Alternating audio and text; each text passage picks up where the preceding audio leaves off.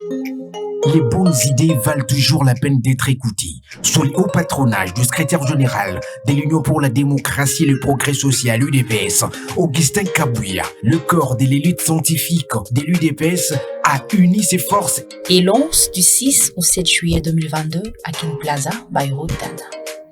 Sa première conférence sur les défis du développement de la République démocratique du Congo. Plusieurs éminents auteurs seront au rendez-vous autour du thème principal. Science au service du peuple, prenez rendez-vous. Car c'est ici que les intelligences se réunissent pour une initiative unique en vue de développer la RDC.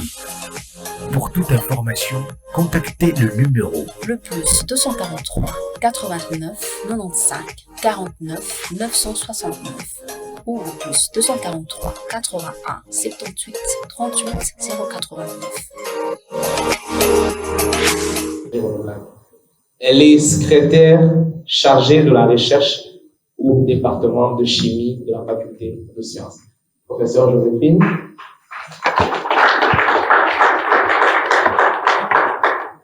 Comment ça marche? Merci, ingénieur, monsieur le modérateur, pour la parole. Il est en train de me souffler que c'est 15 minutes.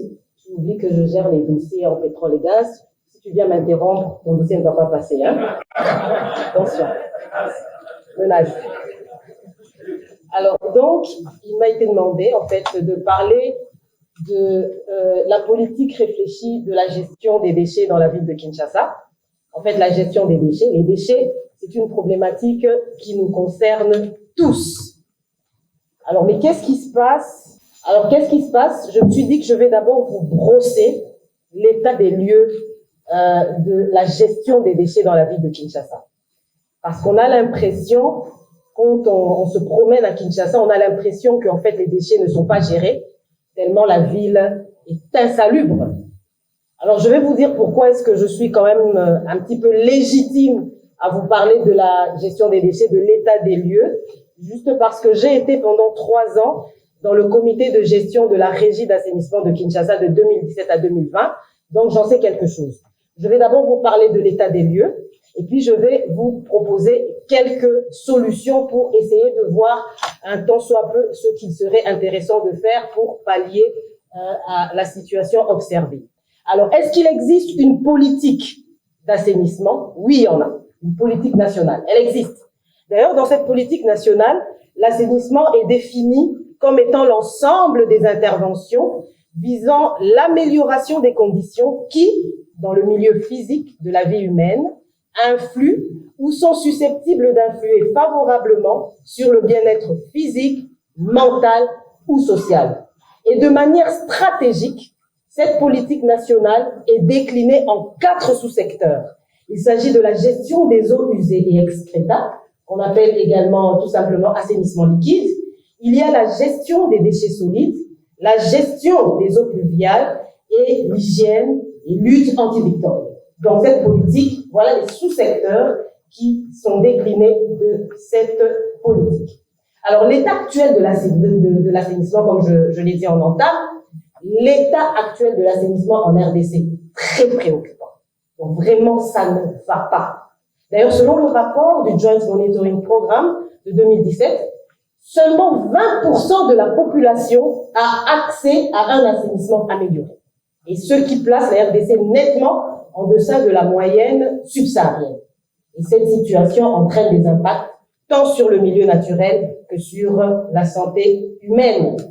Et pourtant, la RDC s'est engagée en 2015 à mettre en œuvre le nouvel agenda international de développement pour l'atteinte justement de ces ODD vers l'horizon 2030. Et l'accès universel à des services d'assainissement et d'hygiène adéquats fait partie des cibles prioritaires choisies par la RDC parmi les ODD. Et les ODD concernés sont les ODD 6, 11 et 12. Alors, est-ce qu'il y a des textes légaux réglementaires? Oui, il y en a. Là, c'est quelques textes. Là, je vous ai mis quelques références pour ceux qui seront intéressés, que ce soit dans la constitution de la RDC, il y a des lois organiques, ainsi de suite. Il y a des lois, il y a des textes réglementaires, des textes légaux mais malheureusement, qui sont en souffrance d'application et qui ne sont pas vulgarisés. Alors, les acteurs qui œuvrent dans l'assainissement à Kinshasa, il y a des acteurs nationaux, il y a des acteurs provinciaux. Parmi les acteurs nationaux, nous avons des services au sein du ministère de l'Énergie et des Ressources hydrauliques. Nous avons la direction de l'eau et d'hydrologie. Nous avons également la régie des eaux.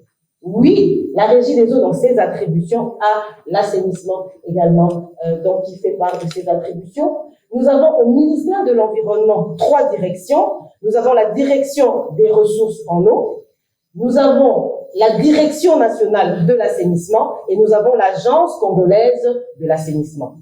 Au ministère de la Santé publique, il y a la direction nationale de l'hygiène.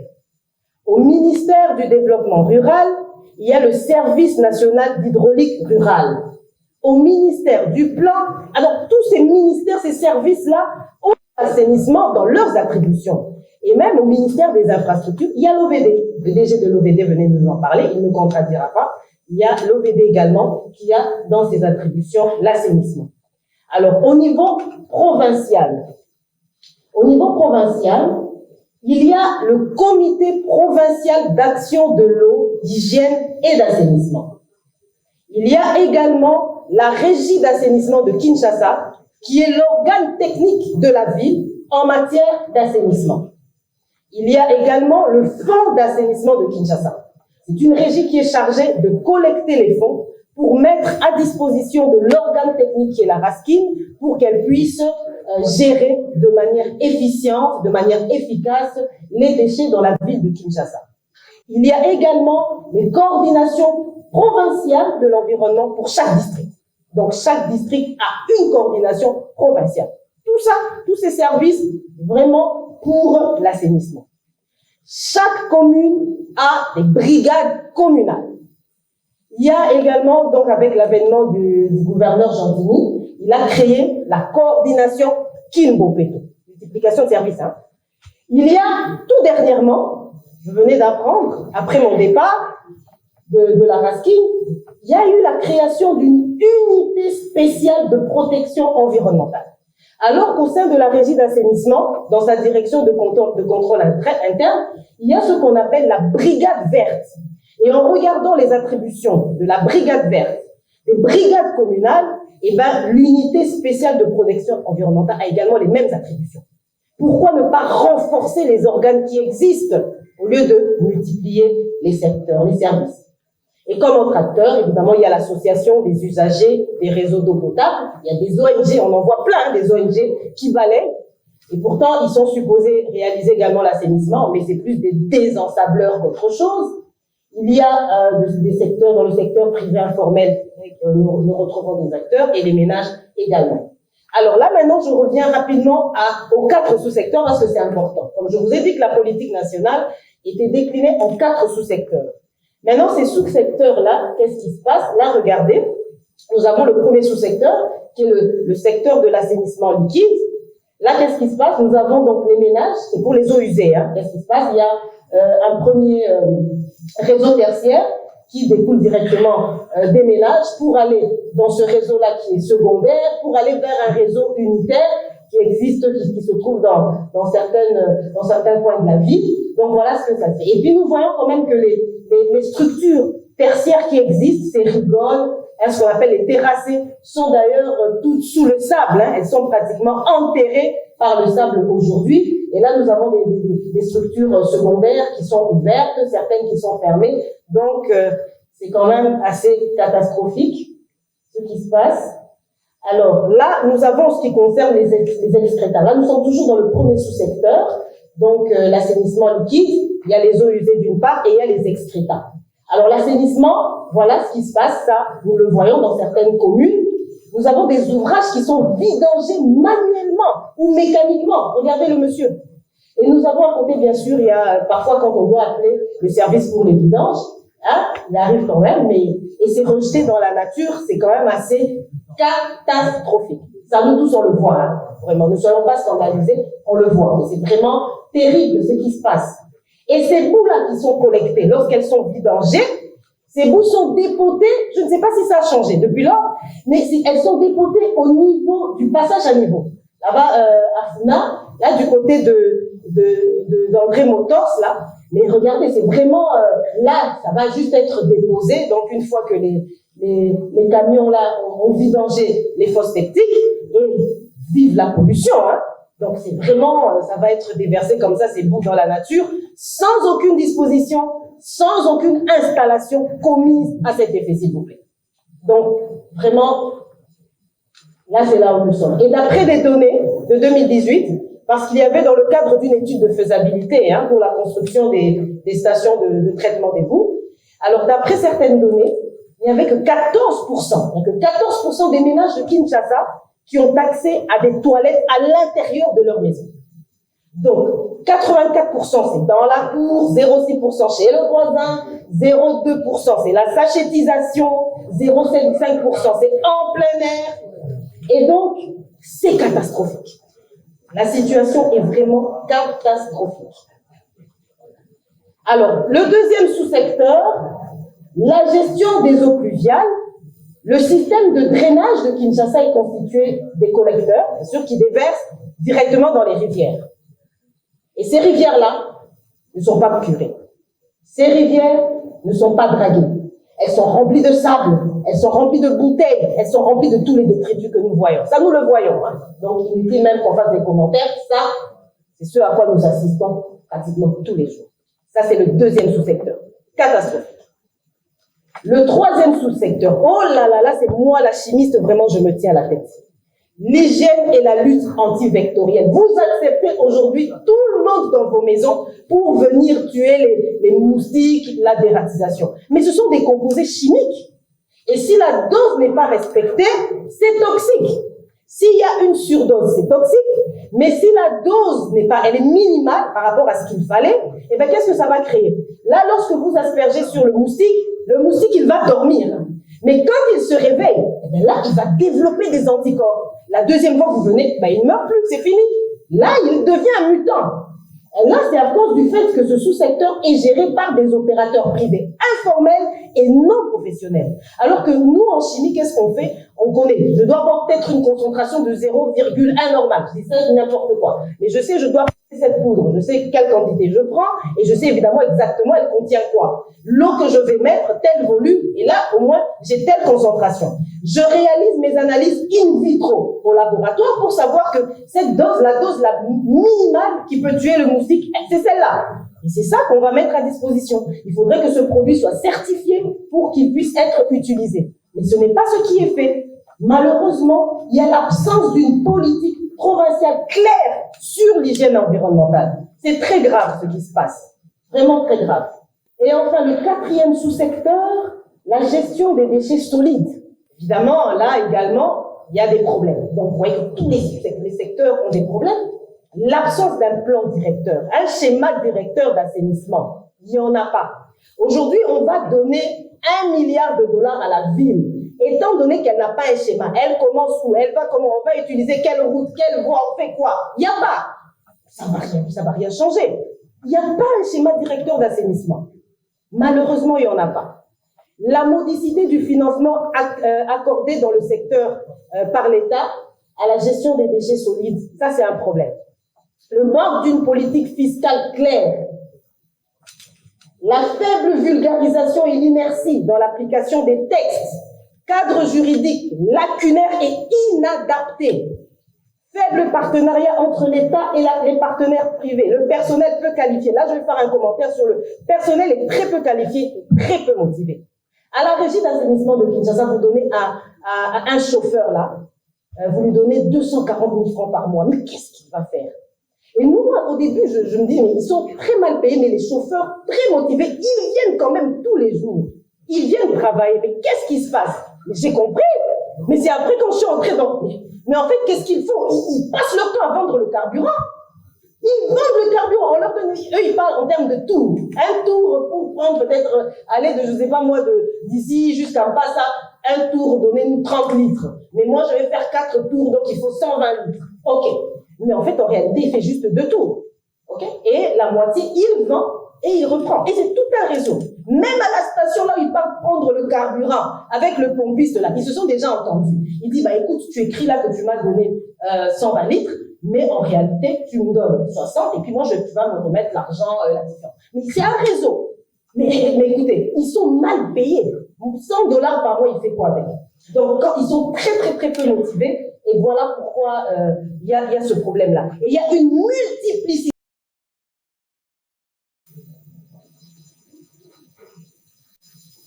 Ah oui, c'est la cata. Alors, on va aller rapidement. La Raskin, oui, il y avait à l'époque de l'Union, la ville n'arrive plus à gérer correctement les stations de transfert laissées par l'Union européenne. Il n'y avait plus les sous conséquents qui étaient donnés. Et par conséquent, la population qui se fâche, qui s'énerve, parce qu'elle voit les déchets entreposés qui restent là pendant des semaines et des semaines. Mais une fois que la Raskin viendra évacuer, après des mois et des mois, elle va elle-même se prendre en charge et elle va détruire toutes les constructions. Hein. Il y a des stations qui ont été vendues, donc vraiment, il n'en reste même pas 10 à ce jour des stations de transfert. Voilà, ça c'est vraiment l'état des lieux. Alors, sur base de tout ce qu'on a vu, il y a plusieurs recommandations. Regardez, j'en ai énuméré énormément. Je ne vais pas toutes les citer. Là, vraiment, il y en a sur 4 slides. Je vais juste les résumer en disant ceci. Déjà, il faudrait absolument, j'ai parlé du schéma directeur. Il faut qu'il y ait un schéma directeur d'assainissement. Il faut qu'il y ait évidemment des ressources conséquentes. Mais bien sûr, on parle toujours du comportement éco-responsable. Il faut qu'il y ait quand même un comportement, une sensibilisation de la population.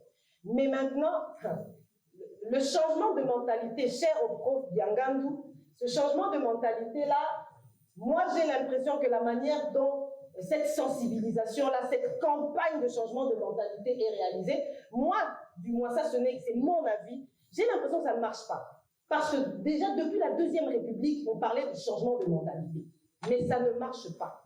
Quelque chose que moi, je peux proposer, c'est quoi? Ça ne marche pas, pourquoi? Parce que le message qui est donné aux Congolais, aux Kinois en particulier, n'est pas adéquat. Il y a des gens comme Prof Feli, qui est anthropologue, c'est-à-dire qu'elle a étudié pendant 5 ans d'abord l'anthropologie. Ensuite, elle a fait 2 ou 3 ans de master, et puis après 4 ou 5 ans de thèse. Donc, il y a des gens qui ont des bac+5 d'anthropologie, des gens qui n'étudient que la personne. Est-ce qu'elle peut réfléchir quand elle est seule? Comment elle agit quand elle est en société, là, les sociologues. Donc, il faut mettre les anthropologues, les sociologues, les ethnologues, donc les mettre ensemble, les psychologues, les neuropsychiatres, les mettre ensemble, ceux qui connaissent bien la personne, là, comment elle est, et nous produire un plan d'action pour changer les mentalités. Prendre ce que les Blancs là-bas font, ça ne va pas marcher. Ça va pas marcher. On a notre histoire, et même les historiens aussi. Parce que pour savoir bien vivre dans le futur, il faut connaître son passé. C'est ça la définition de l'histoire. Là, on saura vivre le présent et mieux vivre. Mais notre histoire, quelque part, qu'est-ce qui s'est passé? Depuis la colonisation, il y a eu une cassure, il y a eu quelque chose. Comment est-ce qu'on a évolué jusqu'à aujourd'hui? Il faut mettre tous ces gens ensemble. On les interne quelque part pendant 2 semaines. Écoutez, trouvez une solution. Vous allez dire, il faut des méthodes coercitives. Mais lesquelles? Dites-nous. Parce que vous allez voir, vous allez dire, mais parce que dans ma conclusion, même je vous le dis, arrêtons de faire de notre terre une poubelle. Mais vous allez dire, oui, on ne jette pas par terre, mais on va jeter où? Et même si on mettait des poubelles par terre, partout, on va quand même trouver des détritus par terre. Donc il y a un problème. Il y a un problème. Donc il faut un message, il faut des méthodes qui puissent faire que l'homme puisse réellement changer. Ce ne sera pas en 1 année, pas en 2 ans. Ça va prendre du temps, mais il faut commencer quelque part. Un message à nous, propre à nous. Le Quinois est spécial, il est têtu, il est bizarre. Maintenant, par rapport à cette bizarrerie-là, il faut un message qui lui correspond. Et attention, la valorisation des déchets, elle est importante. Autre chose, je vais dire, Prof Paola, elle a dit, la recherche, elle est importante. Elle est importante. Mais aujourd'hui, nous, les chercheurs, on n'a pas d'argent. Comment on va faire? Moi, là où j'ai fait ma thèse, là, mais on te donne tout, même les pics, les papiers, tous les crayons, l'Internet. Mais ici, vous rentrez ici, il n'y a rien. Nos étudiants, là, ils doivent faire... Parce que hier, prof Patience, elle a dit, bon, valorise les déchets également en faisant des macas à la bio. Elle utilise, je crois, les feuilles de quoi, de chicoine, c'est ça. Les épluchures, voilà. Mais nous également, par exemple, vous savez, on ne savait même pas, moi je ne savais pas qu'elle faisait ça. Moi aussi, chez moi en chimie, mes étudiants le font. Nous, on a utilisé la bagasse de canne à sucre, on a utilisé les rafles de maïs, ceux qui restent là quand on enlève les grains de maïs. On fait également le macala bio, le biogaz également, les biocarburants également à partir des déchets. Moi, cette année, j'ai une de mes étudiantes qui récolte les déchets des mèches, les mèches là que les femmes, oui, quand c'est des déchets, elles récoltent. On fait du carburant synthétique avec ça. Donc, c'est-à-dire qu'on sait le faire, mais on n'a pas les moyens. Le budget national pour la recherche, moins de 1%, moins de 0,5%. Mais c'est pas possible. Donc, je dois prendre de ma poche, parce que nous, en chimie, les réactifs coûtent cher. 1 litre, peut-être, je ne sais pas, de cyclohexane, $80. Mais peut-être que l'étudiant a besoin de 3-4 mois. Parfois, on est obligé, le petit salaire qu'on me... Yamakasi. Ainsi dit, je vous remercie. Merci beaucoup, professeur Joséphine. Nous devons transformer une ordure en un ordure. Vous l'entendez parler et tout de suite, vous avez envie de devenir professeur. Alors, sans plus tarder, nous allons devoir arrêter cette session parce que nous devons partir. Manger, bien sûr. Mais avant cela, j'aimerais inviter le DG de l'OVD parce qu'il a d'autres occupations et qu'il est sur la voie de nous laisser. Nous allons l'inviter sur l'estrade. Comme ça, nous prendrons 1 ou 2 questions seulement pour lui. Nous allons manger et au retour du restaurant, nous continuerons avec les 4 autres intervenants de ce panel pour la séance de questions-réponses. Monsieur le directeur général, s'il vous plaît, vous pourrez gagner l'estrade.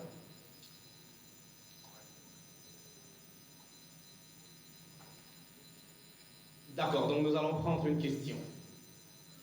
Là, vous allez vous présenter et vous poser brièvement votre question, s'il vous plaît.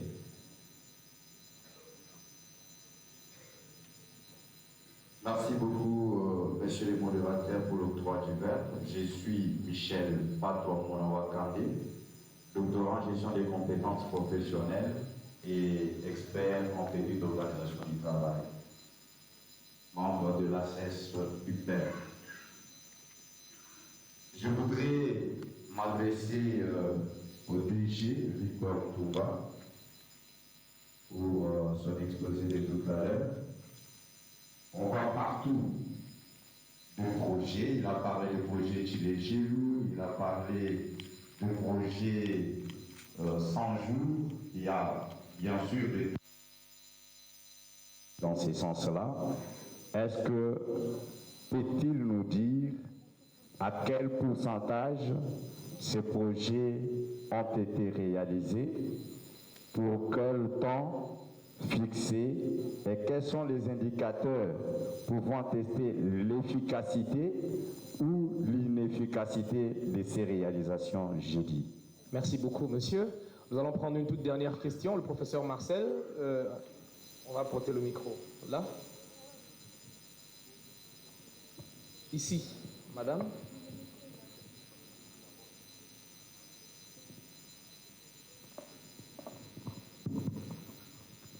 Merci. Monsieur le DG, vous avez parlé de l'importance des infrastructures dans le développement.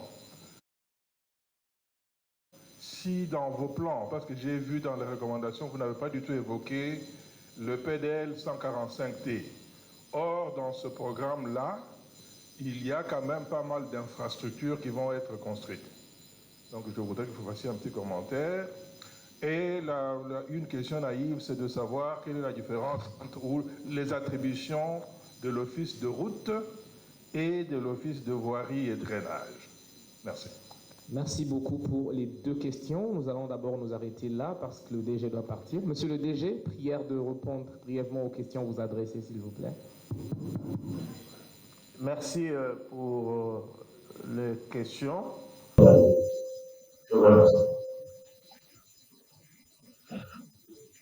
Oui, je me tourne vers ma droite pour prendre une question. Pourriez-vous donner le micro au professeur, s'il vous plaît?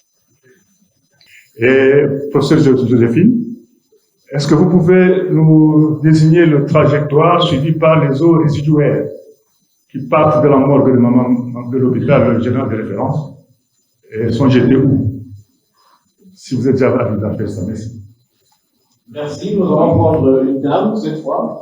La parole est accordée au professeur Joséphine Toumba. Merci pour la parole, monsieur le modérateur. Donc, j'ai reçu 2 questions qui se recoupent d'ailleurs parce que les 2 parlent des hôpitaux. Alors, la première question, c'était au sujet donc des déchets des hôpitaux. Je n'en ai pas parlé. Évidemment, le temps m'imparti ne me permettait pas de parler de tout type de déchets. Donc ça fait partie des déchets spécialisés, des déchets spéciaux, des déchets dangereux. Et déjà, sachez qu'il n'y a pas de texte réglementaire qui gère la gestion des déchets spécialisés. Alors ici, qu'est-ce qui se passe? Les hôpitaux, généralement, brûlent leurs déchets, surtout ceux qui n'ont pas d'incinérateur. Et c'est très grave. Ils brûlent ça vraiment en plein air, comme ça, ces déchets-là. Alors qu'il aurait fallu, vraiment, il fallait qu'on exige à tous les hôpitaux de posséder un incinérateur. Parce qu'on peut pas retrouver comme ça des seringues, des placentas, des ceci, des cela dans les poubelles, ou bien parfois même, ils jettent ça comme ça, c'est grave. Il fallait vraiment un incinérateur, évidemment un incinérateur réglementé, parce qu'il ne faudrait pas non plus avoir un incinérateur qui ne suit pas les réglementations, où nous avons toutes ces émissions dans l'environnement qui polluent encore plus. Par exemple, moi je proposerais, je n'ai pas eu le temps de le dire, quand je vous ai montré le centre que j'appelle centre d'entreposage technique Ampassa, c'est vrai qu'aujourd'hui on dit qu'on ne réalise pas le tri, on ne réalise pas la caractérisation des déchets et c'est très difficile de les valoriser. Mais en fait, ces déchets-là, nous avons un gisement Ampassa, c'est vraiment un gisement de déchets. Vraiment, mais qu'est-ce qu'on peut pas en faire quelque chose? Étant donné que ce n'est pas trié, justement, pour l'instant, ce qu'on peut faire, c'est l'incinération. C'est la même chose pour les déchets des hôpitaux, mais il faut incinérer avec récupération d'énergie pour produire de l'électricité. Ça, c'est possible. Et évidemment, il faut que ce soit géré. Parce que bien sûr, il y a ceux qui sont contre les incinérateurs, qui disent oui, mais il y a des dioxines, oui, c'est toxique. Mais si ces incinérateurs ont place des électrodiodes, ça peut super oxyder les dioxines à une certaine température, produire du CO2. Et puis là, ça va. Maintenant, on récupère la chaleur, on fait bouillir donc c'est vraiment comme les centrales thermiques, on fait bouillir de l'eau qui fait tourner la turbine à vapeur reliée à un alternateur, on produit de l'électricité. Et puis voilà, on peut alimenter plusieurs maisons comme ça. Exactement la même chose qu'on devrait faire pour les déchets des hôpitaux. Malheureusement, c'est vraiment brûlé comme ça en plein air, c'est vraiment la catastrophe. Donc voilà pourquoi je n'avais pas eu le temps d'en parler, mais il n'y a pas de texte réglementaire par rapport à ces déchets-là. De la même manière, pour les eaux usées, professeur Moulumba, ces eaux-là elles ne sont pas canalisées, donc les trajectoires ne sont pas réglementées, on ne les connaît pas. C'est vrai que je vous ai parlé des réseaux tertiaires, secondaires et puis unitaires, c'est vrai. Mais à la fin, toutes ces eaux usées-là, elles vont dans la rivière. Il y a, je pense, 5 rivières qui traversent Kinshasa. Ça va dans la rivière pour aller déboucher directement au fleuve. Et là, vive la pollution parce que ce sont les poissons. Il y aura une bioaccumulation. Ces poissons-là qu'on va ingurgiter, il y aura une pollution, seront toxiques. Et puis nous, on sera intoxiqués. Donc, c'est vous dire que ce n'est pas géré de manière efficiente, efficace pour vous dire réellement quelle est la trajectoire. Mais il n'y a pas que les eaux des hôpitaux, parce que là vous parlez des eaux des hôpitaux, mais même nous-mêmes à l'université, les eaux dans nos laboratoires chimiques, ces eaux-là vont où? Parce que nous, on est là, on a un évier, quand on a fini d'utiliser un solvant, tout ça, on jette ça dans l'évier. Mais ça va où? C'est grave, ça. Ailleurs, c'est pas ça. On peut pas jeter les composés organiques, les réactifs, tout ça dans l'évier. Nous, on sait pas où on va jeter, on est obligé de le faire. Mais tout ça, c'est canalisé, ça part où ça part, mais pour aller jusqu'au fleuve, au finish. Et donc là, vraiment, vive la pollution. Donc voilà, on est vraiment dans une situation assez catastrophique par rapport à tous ces types de déchets-là. Voilà ce que je peux donner comme réponse. Merci. Merci beaucoup, professeur Joséphine Toumba. Je vous demande d'applaudir très fort tous les intervenants à qui je vais respectueusement demander de regagner leur place. Merci beaucoup. Entre-temps...